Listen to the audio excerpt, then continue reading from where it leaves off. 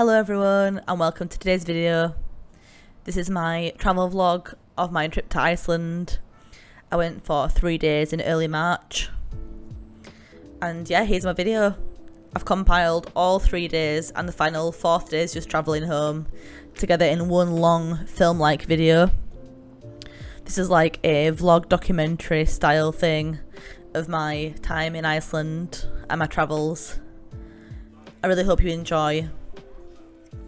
It took a lot of filming and editing to do this, so when we got to the airport I had coffee and bacon sandwich and we got on the plane pretty quickly.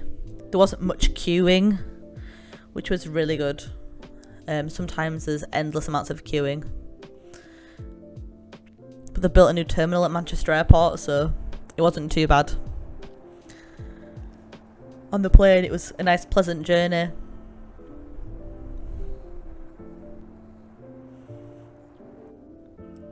It was very calm and the weather was nice.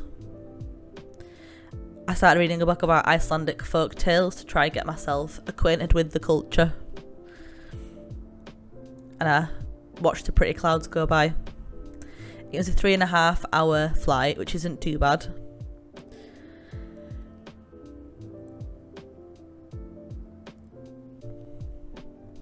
At this point I was just anticipating how cold it would be when I got there and thinking about the plans for the rest of the few days. I had a very strict schedule of things planned because I'm only there for 3 days. I don't want to waste a day.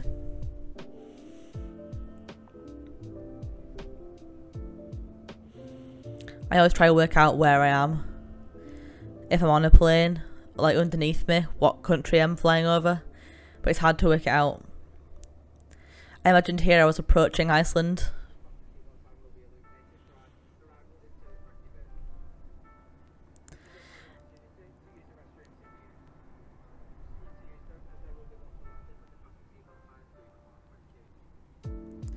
And that was the pilot telling us that we were landing soon.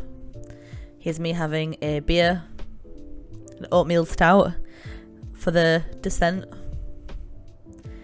Here is a little Icelandic island. This is not Iceland, this is just a little island off of Iceland.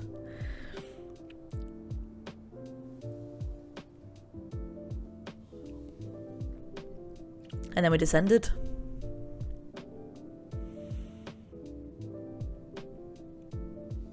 I was surprised how fast the flight went. And when we got there to the airport it was very, very, very fast. The time between getting off the plane and getting the luggage and finding the coach transfer was very fast, much faster than it usually is, which was amazing.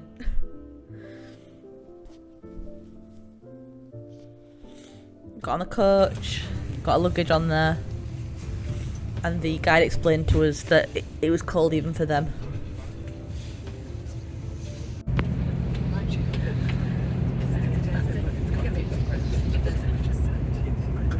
It was named by first visitors, not yet settlers, but visitors who saw a lot of ice, especially on the area of the West Fjords, which is northwest, the most remote area of Iceland, and where the icebergs actually get stuck. And the icebergs, of course, are brought by ocean from Greenland, and sometimes also a polar bear on the iceberg. But we haven't had a polar bear here for a couple of years now. So Iceland, the same time as UK. So now at the moment is 12:34. We are driving on the right hand side of the road, which is the right side. And that's just, a reminder for you when you're crossing the road or joining the bus to come to the right hand side. And let's talk a little bit about your welcome pack. We have 45 minutes, we have 50 kilometers from here, from the airport. So the airport is on the right hand side, and also this is the area of the NATO and the American base. military base. If you would come here 20 years ago, there would still be a big American base that was later on closed down and all the buildings dismantled. And welcome pack that you just have received has a couple of important things. So first of all, there is a small card inside, which is the helpline card. That is the number for the UK base 24/7 visiting us, let's say. If you are going for the summer holidays, you have customer helpers who are visiting your hotels every day. Here we work a little bit differently. So we do visit hotels, but we visit them only once, and that is on the first day, on the day of your arrival. And this is today. So I believe you have received text messages or emails last night. And we have... So that was the guide explaining all the basics, welcoming us to Iceland, giving us some polar bear information. About the Blue Lagoon, or the energy that we get from the underneath. And here we are still, you know, on the lava field, and we are driving, you know, over this lava field for more than 20 minutes, between 20 minutes, half an hour. And at the end of the lava field, we actually entered the greater Reykjavik area. So that is where the majority of the Icelanders live. So on the island, 380,000 inhabitants, and 2/3 of the population live in greater Reykjavik area. So then is when we enter actually the city. But the lava here, it looks, you know, very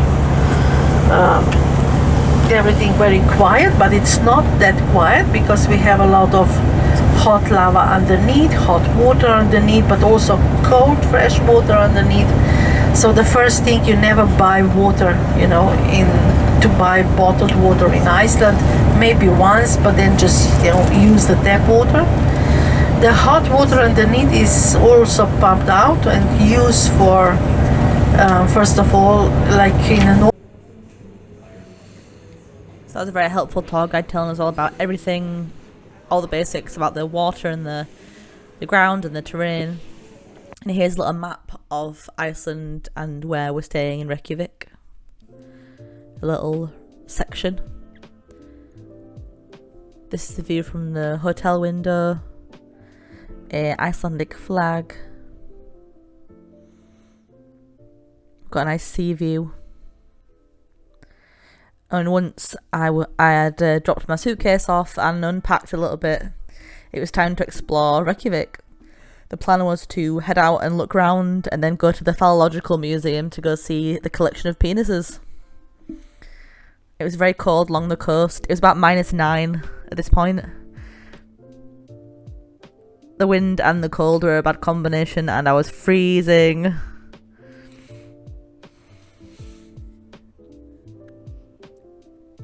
There's a Viking longboat sculpture. The ground never freezes because, as the tour guide said, there's always hot water running, volcanic water running underneath. Then we arrived at the Phallological Museum, and this is the bar. They've got all the themed pumps are themed with some sort of phallic theme. In the entrance there's loads of artwork and posters of phallic things. I really hope this video doesn't get demonetized or flagged on YouTube because of this, because it's a scientific museum for science purposes. This is information about the founder, Sigurd Haggodsson. I'm sorry about the Icelandic pronunciation. A historian that decided to start it.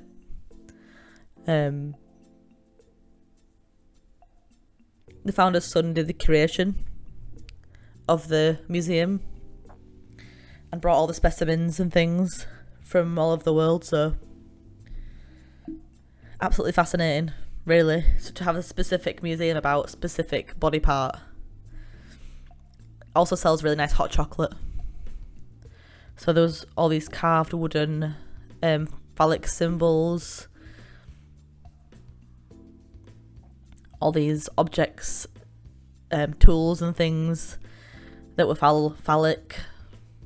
And history of the museum section, saying that the founder started with a pizzle, which is a bull's penis used as a whip in farms, and then it progressed until there's now a lot of different penises, including some human ones. So here's just a little walk around the museum. It's quite big, which is good. Lots of specimens, lots of very weird ones. It's just fascinating how evolution works and how a body part can vary so much in different species.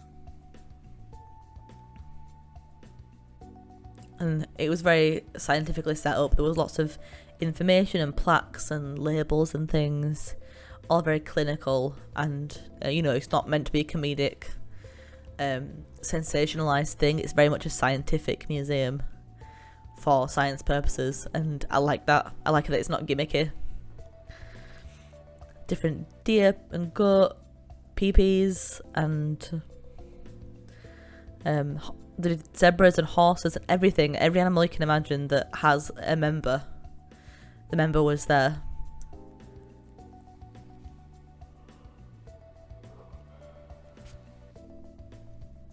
This is the first penis in the museum. Here are some horse peepees and some zebra peepees in various different stages. This is a giraffe peepee.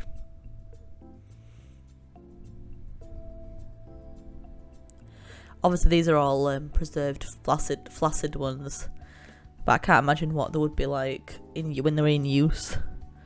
Here is some spiced horse penis, which apparently was used as some sort of edible thing at one point, but a little chart which I would have in my house.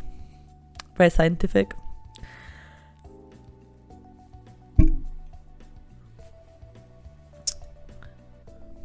Tiny little mouse peepees. Squirrels and gerbils and hamsters and things.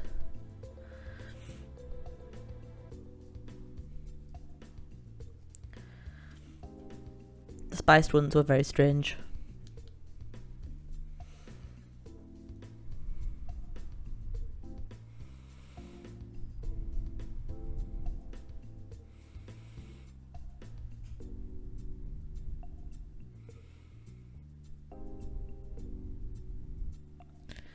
All sorts of seals and sea lions and walruses and things.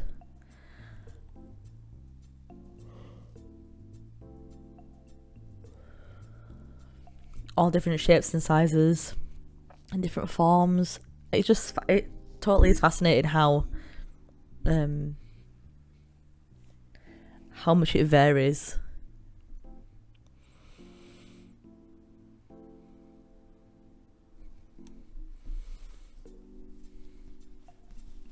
Especially like the big animals. Fascinating how big they are. And this narwhal one is giant, and that's obviously when it's preserved. So I can't imagine what it's like when it's in use. Here are some like stiffened ones that are like preserved in a different way, dried out, I guess. These are like more mummified ones. They're supposed to show an example of how they would look.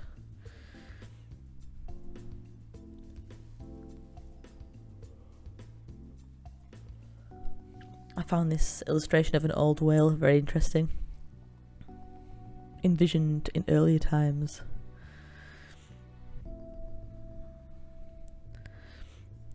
Here's one of the really big preserved ones.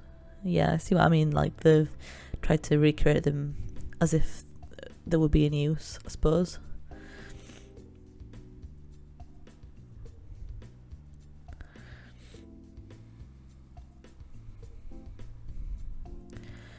But not the largest testicles. I find that hilarious. Here is a photo of some dolphin and porpoise peepees, and another nice shot there. I took some photos on my big camera and also my phone, because my phone has got different settings that are also very good. It's a mix of both media.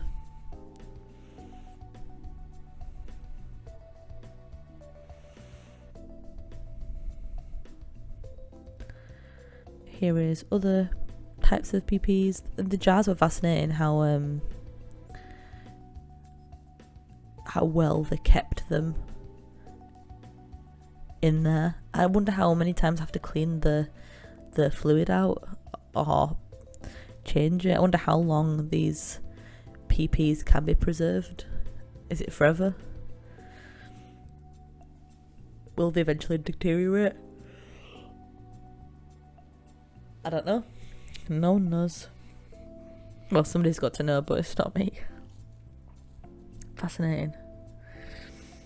Here are some mammals. So you've got your stoats and your badgers and foxes and things.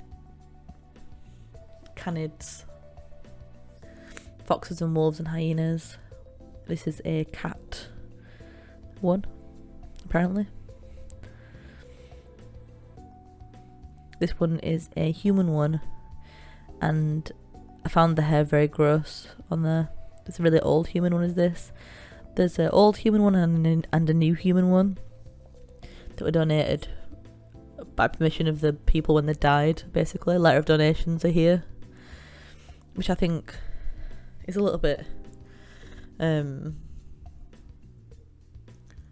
strange, but I suppose it's better than it going to waste.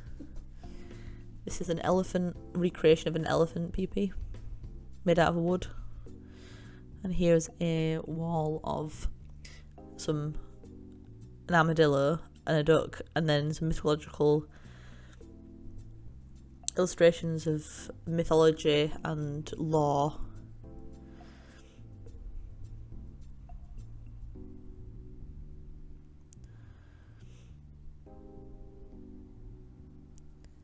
And this shows lots of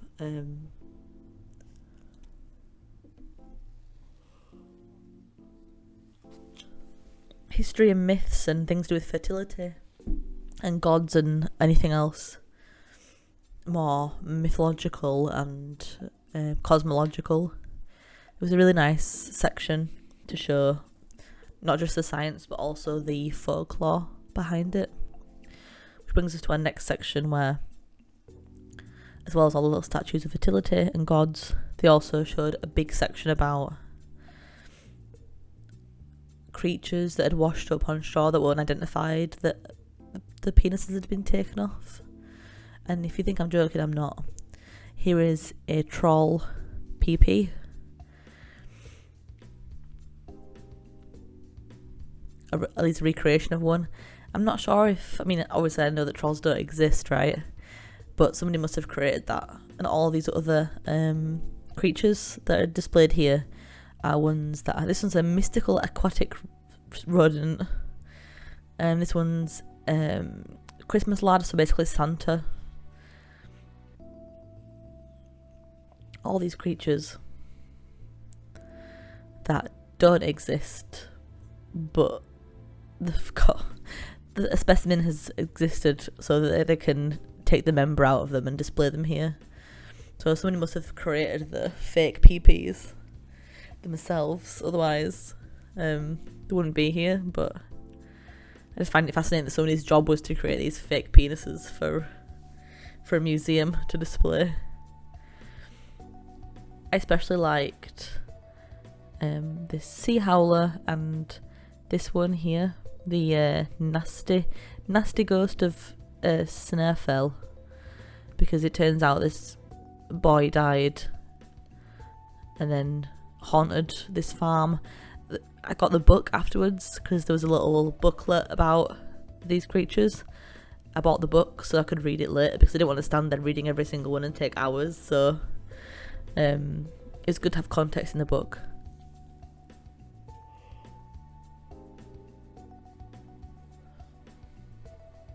You've got all your basic creatures, you know, your vampire, zombie things, hidden men, which are basically elves. The class for that is an obscure primate, so I find that fascinating as well. Here are a few photos of the walls close up. If you want to pause and read, it's up to you. And if you'd like me to do a full video on these mythological creatures, because I have the book, so in theory I could do a whole dedicated video on these creatures from Iceland. If you want me to, just comment down below, then I will. And then on exit, there's a few more little bits to look at, but overall that was great. And the gift shop was also great. It's hard to pick what to get. I didn't get a t-shirt because I thought I would never actually wear it. So instead I got this like scarf thing and some books and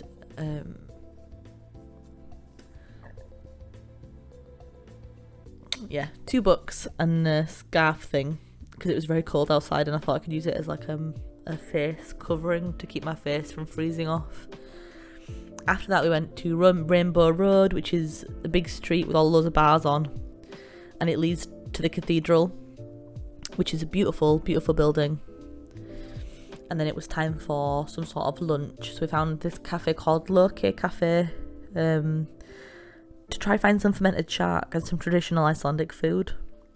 So I got Icelandic tea, which is basically herbal tea with lemon and honey in it. And then this dish called Loke, which had all of the dried fishes on. So we've got dried lamb, or dried smoked lamb, mashed fish, dried fish, smoked salmon and cottage cheese, and fermented shark. Everything was lovely apart from the fermented shark, which was just too ammonia for me. I know it's meant to taste ammonia, but it was very ammonia. After that, we made our way back to the hotel, and this was the beer list. It was an extensive beer list. I started with a pint of this one called Basic Bitch, just a 4.5 IPA, and then I went on to this one, which was also very tasty, called Bondi, which was 4.6, like a session IPA. And then finally this one at the end, which was meant to be a sour beer called Helga, 4.7%. It wasn't too sour, it was okay. And then finished the night off with some whiskies. There's this Game of Thrones and this Ela Scotch whiskey on there as well. In the morning, breakfast, there is buffet style breakfast. So I had toast and bacon and sausages and this pecan plat thingy. It's very American style Icelandic breakfast. There was a few bits of fish, but I didn't try it this morning. I didn't try any. Today's plan was to go to galleries and museums and do all the cultural things before the Northern Lights tour tonight. So I started with this gallery called Gallery 101, middle of Reykjavik. It's like a local gallery for local artists to put their work in, so that was really good to see artists that live in Iceland and what they paint and create. There's a lot of statement pieces and things that are semi-political, and there are a lot of scenic things, horse things, fish things, the very Icelandic sections. These paintings of the big circle faces and things are my favourite, I think. Yeah, it was a really nice little art gallery. Lots to look at. This artist does these people's faces in these circle canvases. This one, especially with the two faces, was very conjoined twinsy, which I love. Here is a gift shop where I got a few little bits for my family, and this gift shop had a cat, which is the first pet I've seen this entire time. And the cat lived under this giant puffin, because puffins are a bird of Iceland, which apparently they eat puffins, but I've never had one. Here I stuck my Bob's Burger sticker to the back of this sticker thing, because I bring Bob's Burger stickers everywhere with me just in case I can stick them somewhere. And more gift shops. That one was guarded by stuffed polar bears. Next was coffee and cake, carrot cake and chai lattes, and it was delicious. It was so good. It warmed up my cold insides. And it was time to find the National Gallery of Iceland. The floor, strangely, was frozen in some parts, I'm assuming because water had just been poured, but generally it wasn't very frozen. Apart from the lake, which was frozen solid in the middle of Reykjavik. It looks like a flat surface where you could walk across, which it is, but it's normally a lake. It's that cold. So here's the National Gallery of Iceland. And I wasn't sure what to expect with this one because most national galleries are full of, you know, older artwork, things important to the history, and generally one new exhibition. So this was the new one, and it was called Glass Rain, and it was about the 1970s political movements and the needs of the Icelandic people, and news reports and fears about awarenesses and violence and things. The work comprised of 500 razor-sharp pieces of glass hanging from the ceiling, and it warned the public not to let children run through it because it's dangerous. And it is amazing to see. It's very, very fragile. I felt fragile to be in that room. There was a gap that you could walk through the middle of it, but I didn't want to risk. I'm a clumsy person, so all it took was me to, you know, because of the fragile glass, it kept moving in the breeze a little bit, which was nice. But imagine installing that. Imagine how hard it would be to install it. Here's a still photo, so you can see a bit better. And here's me stood in that little bit of an entrance, but that's all I could trust myself to do. Little selfie there as well. The next collection was a private collection. I think it was all based on traditional Icelandic goods. So it's all about fish and pork and roosters and farm animals, basically, of the time, and produce and local land. It's all very based on the needs and vital parts of Icelandic culture for food and land and crops and things. I noticed a lot of Icelandic painting is based on this almost childish style of painting where it's very rudimentary and bold with lots of colours. It's not particularly realistic, it's more stylised. A little bit surreal, a little bit bold. Very interesting to see what a different culture's national art is like, especially like these sketches, because of the boldness of it.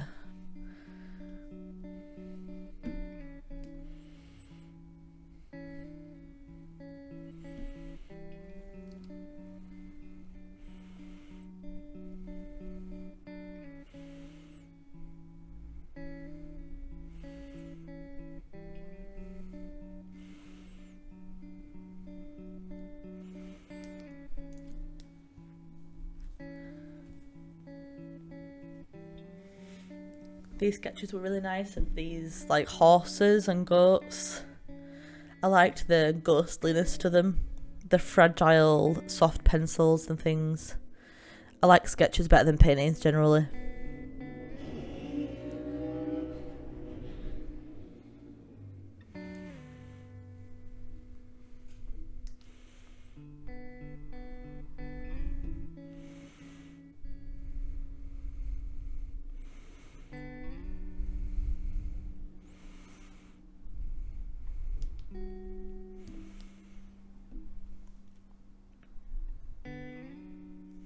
Here is some paintings of the ice and polar bears, which I find fascinating. You can feel the cold coming from the paintings, especially after you've been there. You can kind of experience what the people living here felt when you feel the cold.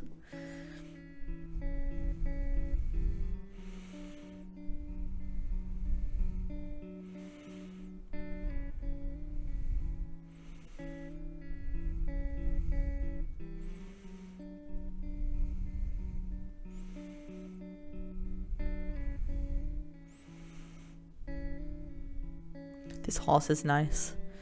And at this point I hadn't met an Icelandic horse yet, so I didn't quite understand why it was built like that. But now that I've met one, in hindsight I can totally see why it's built that stockily, because they are very stocky.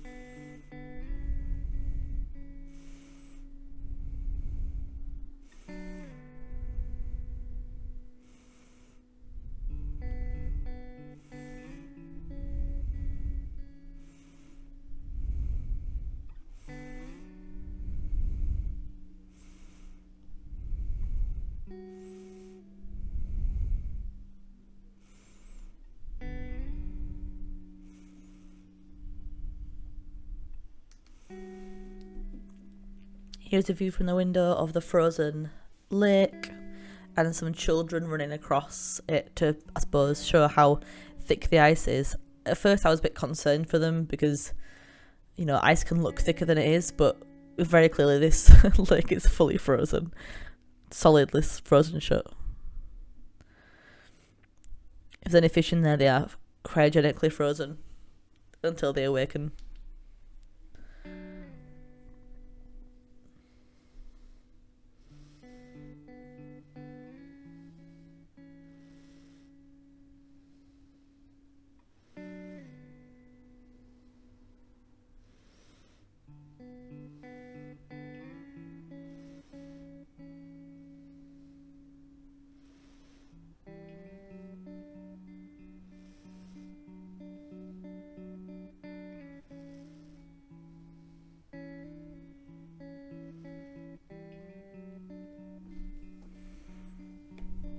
Here's a little clip of me in the reflection of the gallery mirror.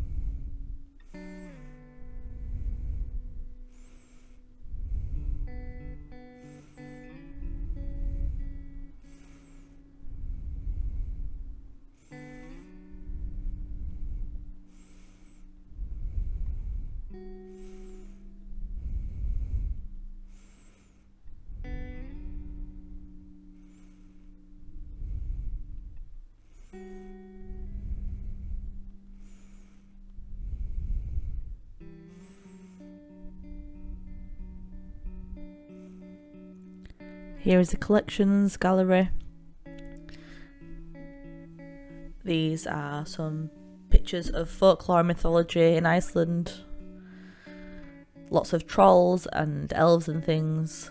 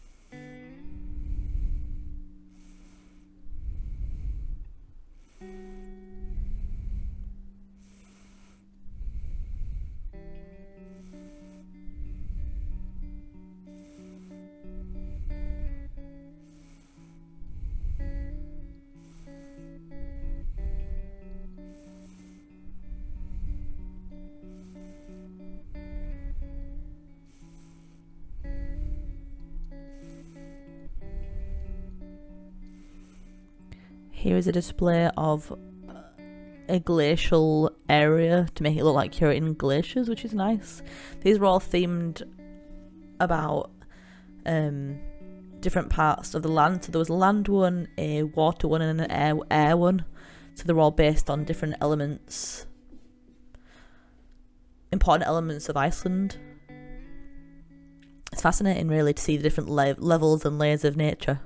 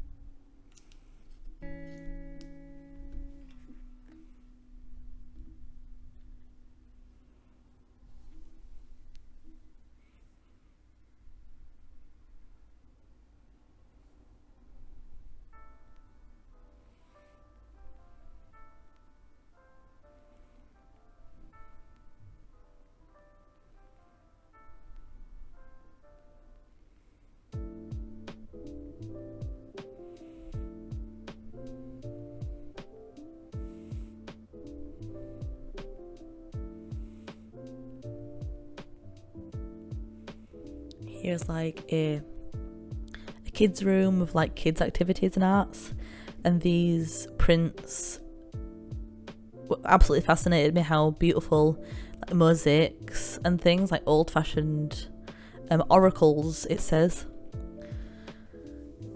This is the final stage, which is principles. I thought it would be fire because we had land, air and ocean, and then I thought we'd have fire, but principles, which is like the thoughts and molecules, I think it's meant to be. So it's like the deeper part beyond the elements.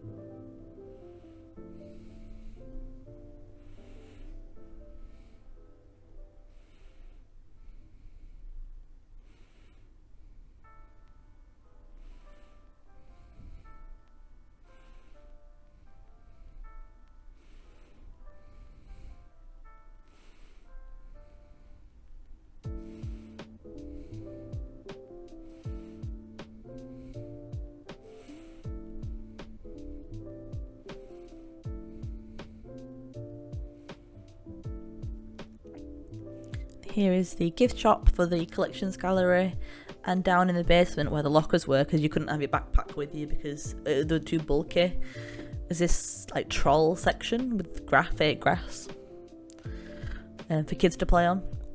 On the way back to the hotel, I found this bookshop, secondhand bookshop, and as much as I thought, oh, it's open, yay! And then I thought, there'll all be Icelandic books, right? But there was a section for foreign books.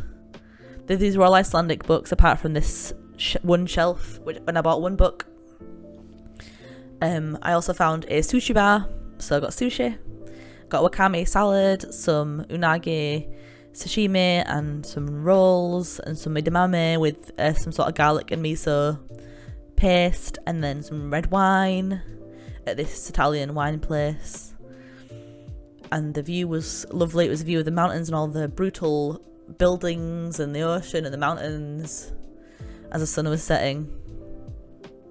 This is the view of my hotel on the way back. And again, this brutal style of architecture is all over Iceland. This harsh 1970s style brutalism, which I like, but it is very harsh. It's either old-fashioned churches and buildings with bright coloured roofs or 1970s brutalism. Here's me sat at the bar with a beer before the Northern Lights tour, having popcorn because I had free popcorn at the bar, and reading these books that I'd got. And this is me on the coach to the Northern Lights tour.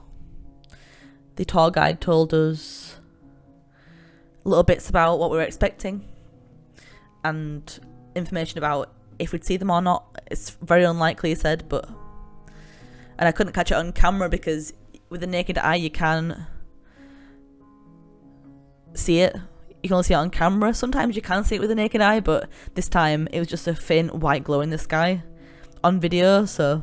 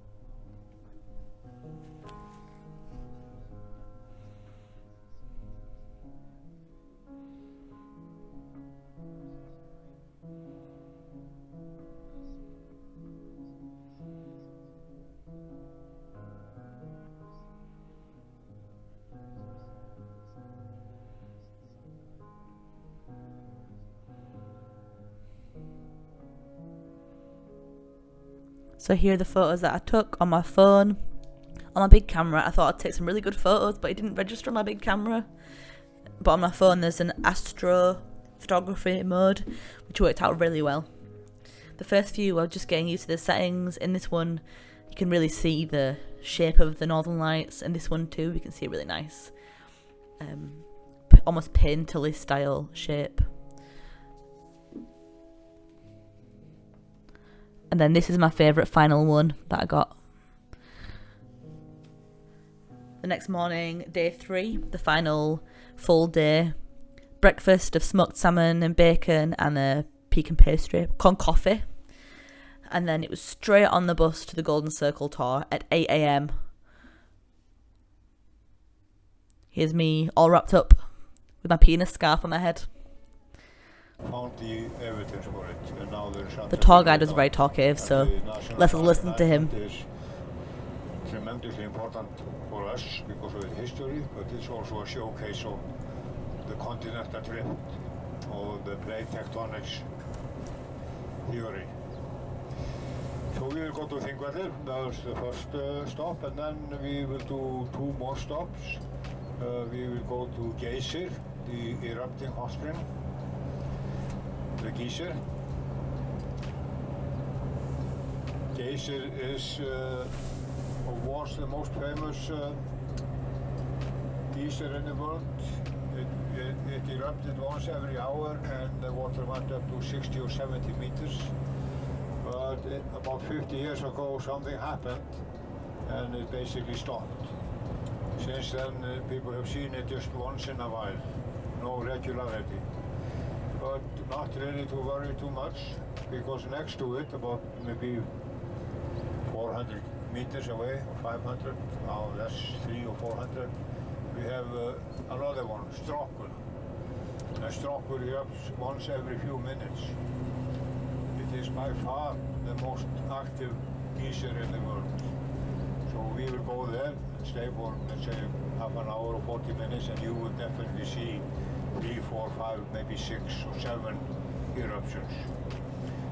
They are of the different height.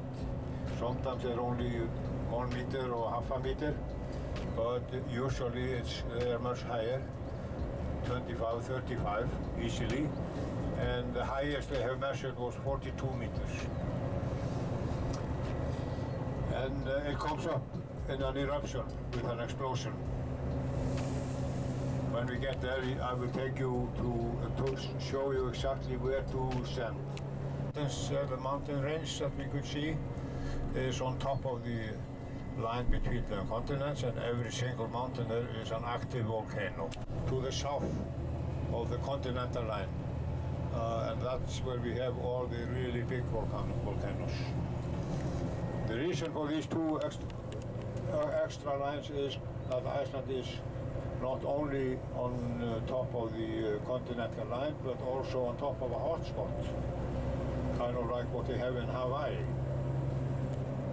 where the distance down to the magma is short. So that's why we have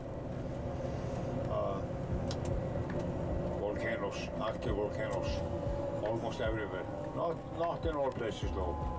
For example, if you look at the mountain here to your left, the big one, this is the Reykjavik City mountain, Esja. And this is an extinct volcano because it's not on top of a hotspot or on top of the continental line. So this is extinct, and the last eruption here was 1.3 million years ago. But the definition of an active volcano is if there has been an eruption sometime during the last 10,000 years, then it is still active. But if it's been more than 10,000, then it is defined to be extinct. Near distance, and then on the way back home in the afternoon, on the other side of the same mountain, there is a power plant which is very close to the road, so you can see that very clearly. Uragon is tremendously busy. I shouldn't say most of the people that come to Iceland go there, but a lot of people go to the Blue Lagoon. And here's me on the way into the Thingvellir National Park. This is where the first parliamentary assembly was formed, and it's the minister's residence and the site, and the church as well, where the minister lives, or at least lives sometimes. This is also the site of the Mid-Atlantic Ridge, which is the part between North America and Eurasia, where the tectonic plates meet. Here is a little crack in the ground where there's a pathway to walk.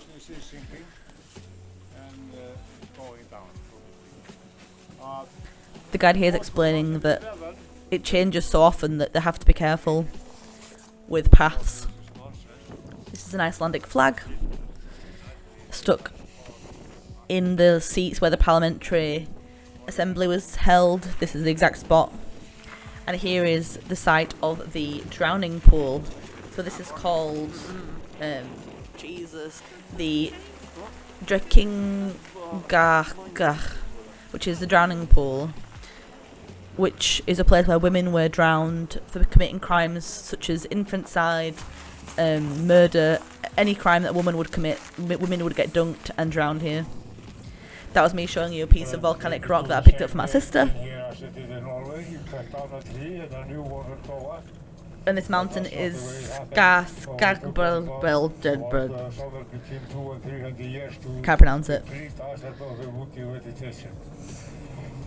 But in the middle of the last century, when people realized this is what had happened, they came up with plans to get some more trees and woody vegetation. And at first they started planting Icelandic trees, but they grow very slowly. So that wasn't really doing the job. And then they went to Scandinavia and imported trees from Scandinavia. They did not make it here at all. Absolutely not.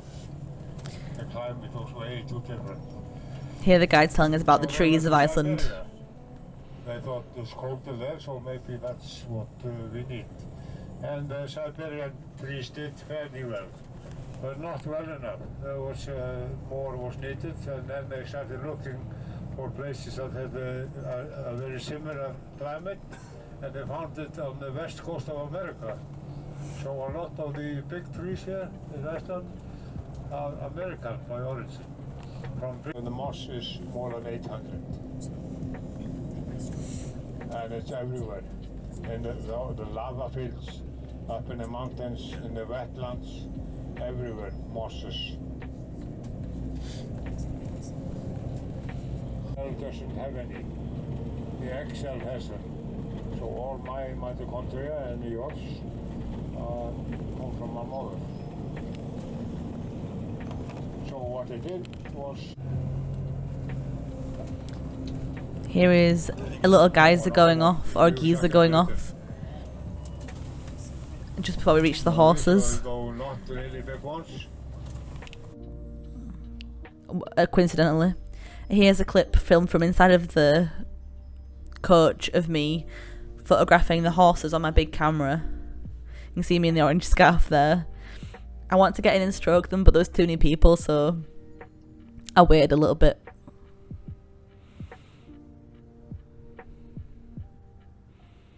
They're very cute horses. They were adorable. They were like big dogs, like really thick furred, chunky big dogs. Very friendly. You could buy horse candy to feed them because the owners don't want them to fed like strange things, so you could buy horse food for the horses to feed them.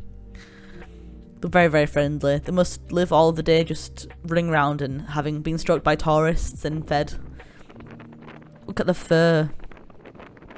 Very friendly, very thick furred, chunky legs, short.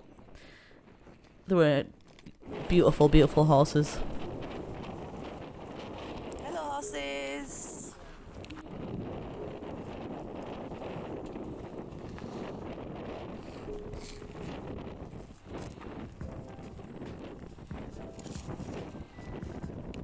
I would say lang yogurt, but this is the only example of dialects that we have in Iceland. There is no more differences between the way people talk. There are some more examples, but they are the same tiny little. This is the tour guide explaining that the dialects of Iceland are not as varied as they are in England and America. And the reason for this is because people in Iceland were always moving around. And here is us going down to the frozen waterfall. And this is the Gullfoss frozen waterfall. And it's very, very cold down here. I think it was minus 18 or minus 15 or something around here. I thought I'd lost my hands when I left this area, and I was only there for about 5 minutes. Once we'd got down out of the sun, down by the waterfall, it was absolutely freezing. Even though I had gloves on and a scarf and a hat and multiple layers and 2 pairs of pants and walking boots. You can hear the wind in the video. So windy and so moist down there. It was freezing. I thought it was cold last night at the Northern Lights, but now it was awful. I could only spend realistically about five minutes down here to take photos and videos, and then I ran back up to the coach. But it was very beautiful to see.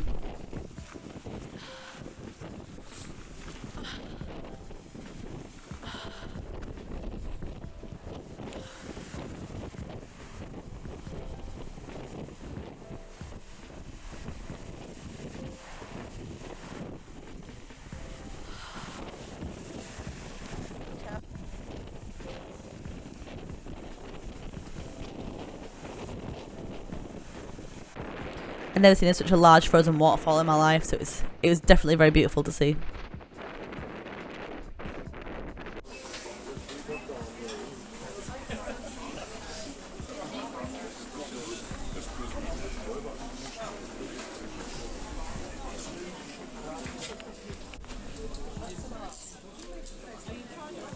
Here is the gift shop for the Gullfoss waterfall. It's nice and warm inside there. Got some gloves and an Iceland patch for my denim jacket and a t-shirt. Yeah, even though it was very expensive over there, it was worth. I'm never gonna go back because I needed to get some souvenirs. Here's a statue of Icelandic wrestling. So they have a sport of their own wrestling there where they don't hurt each other, they just try and make each other fall down. The tour guide here was trying to show examples of how, but the guy wouldn't fight with him.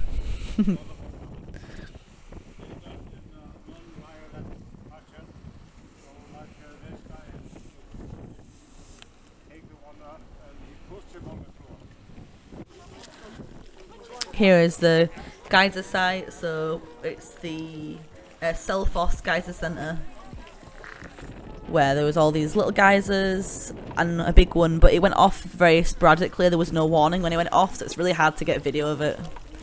I got lots of video of the steam and the water and things. This was less cold over here than it was at the waterfall, but still pretty cold. It was hard to stay out in it too long, so they had the coaches open, always open, in case somebody wanted to go back on, because it was very cold. Here's the water bubbling. Yeah, there's ice everywhere.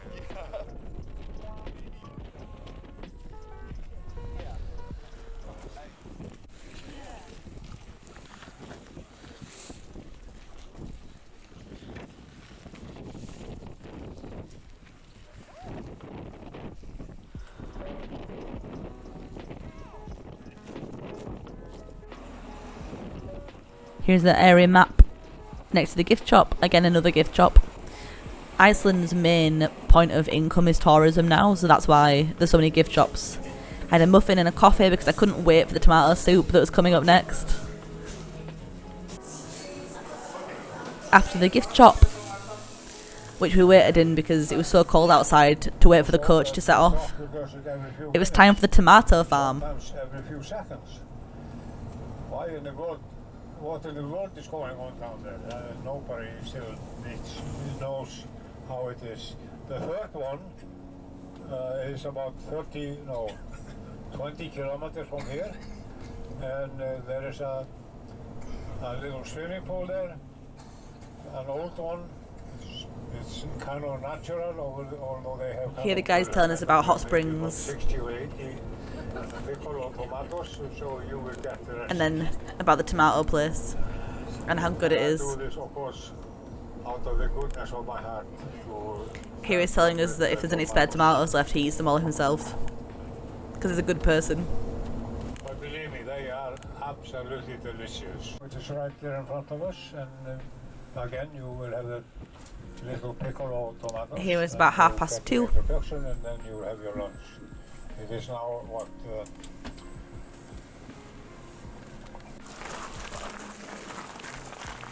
Here we are walking to this tomato farm. So it's called Fridimar, and it's a tomato farm and a restaurant. They grow all the tomatoes which go around Iceland every day, fresh tomatoes every day. They don't import them. It's a massive greenhouse and it's nice and warm in there. The guide tells us more about the process in this next clip.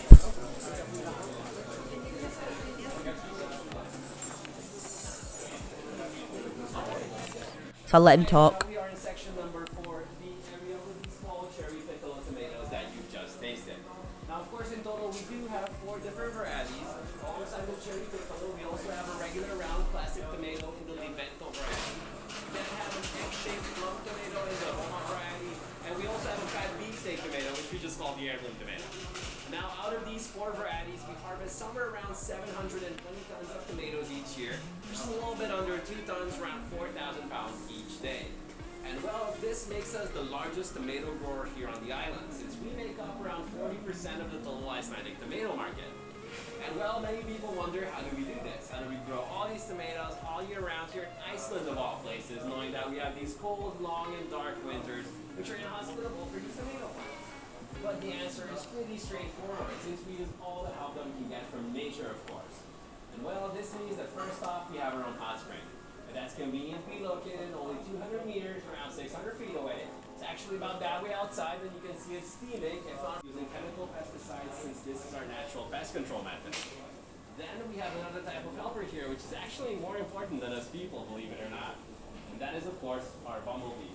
So we get our bumblebees in these neat little boxes. They come with 1 queen and around 60 female workers, and they're here to help us pollinate our tomato plant flowers. Because without them, there's no pollination, and without pollination, there's no tomatoes. So basically, they're our most important link in the greenhouse chain. Now, they're also really efficient.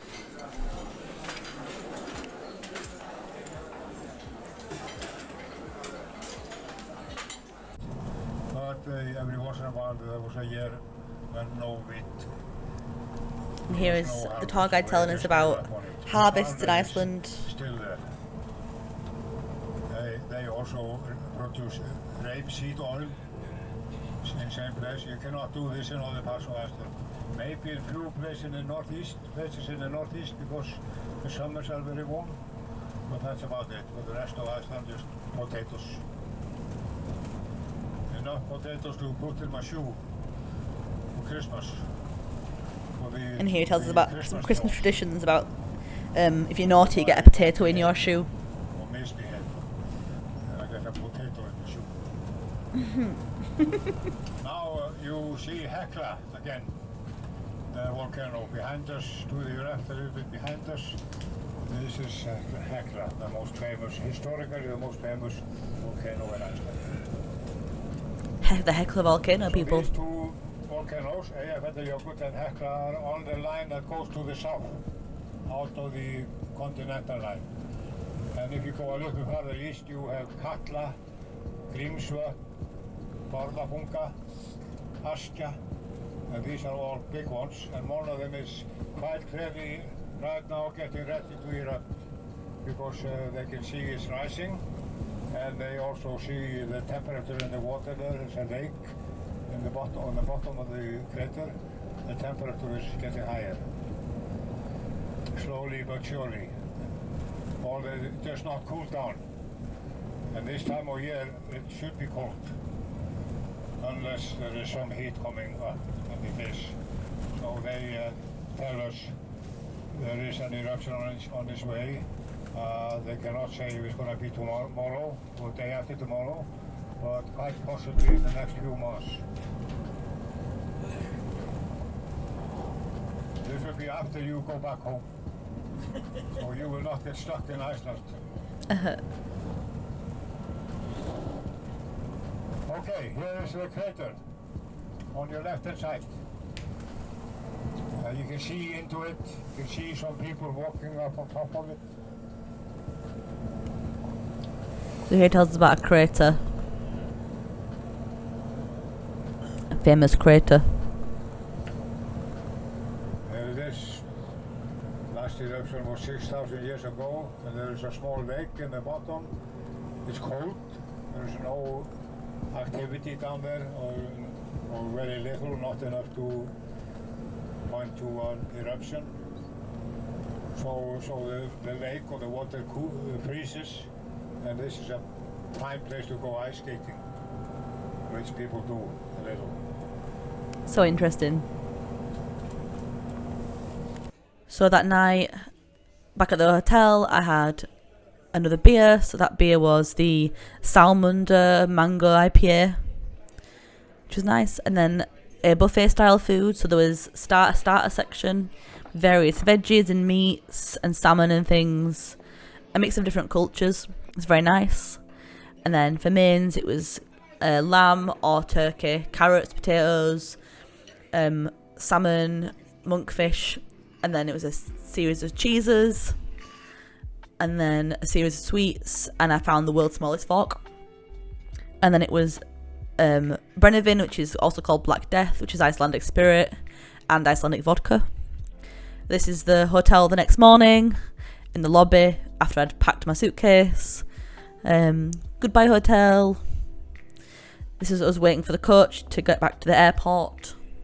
Here's what the welcome desk looked like with all the different timing, to show that Iceland time and London time is the same time, less jet lag.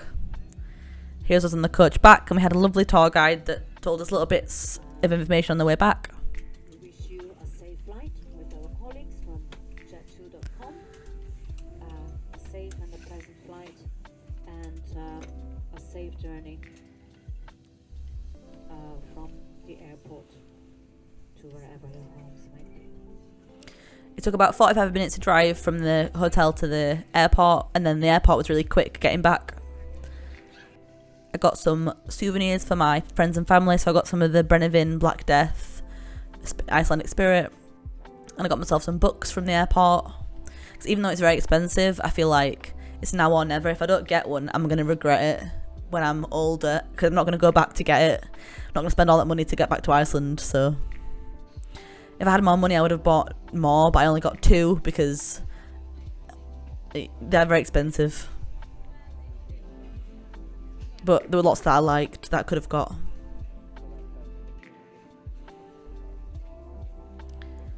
We had coffee while we were waiting for the gate to open.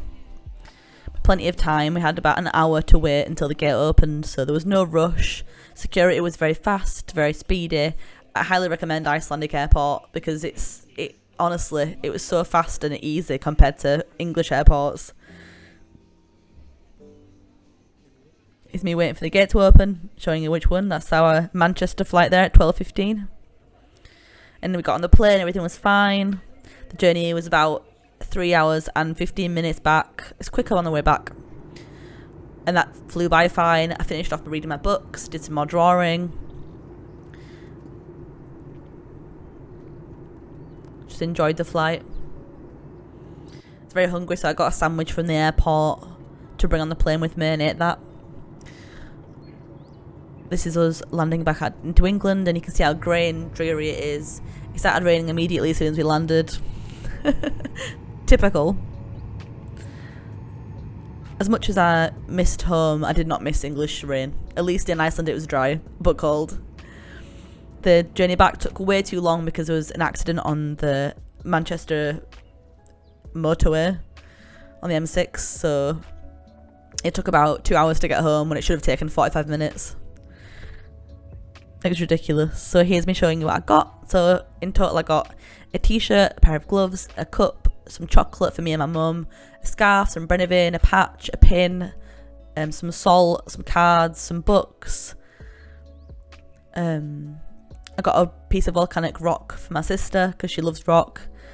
I also got a tea towel for my mum and a tea towel for my grandma, and some licorice for my uncle because, you know, I bring souvenirs back for people. Here's me showing you all my notes in my sketchbook, but I can go through them at a later date in a different video if you want to see more of my notes and sketches from Iceland.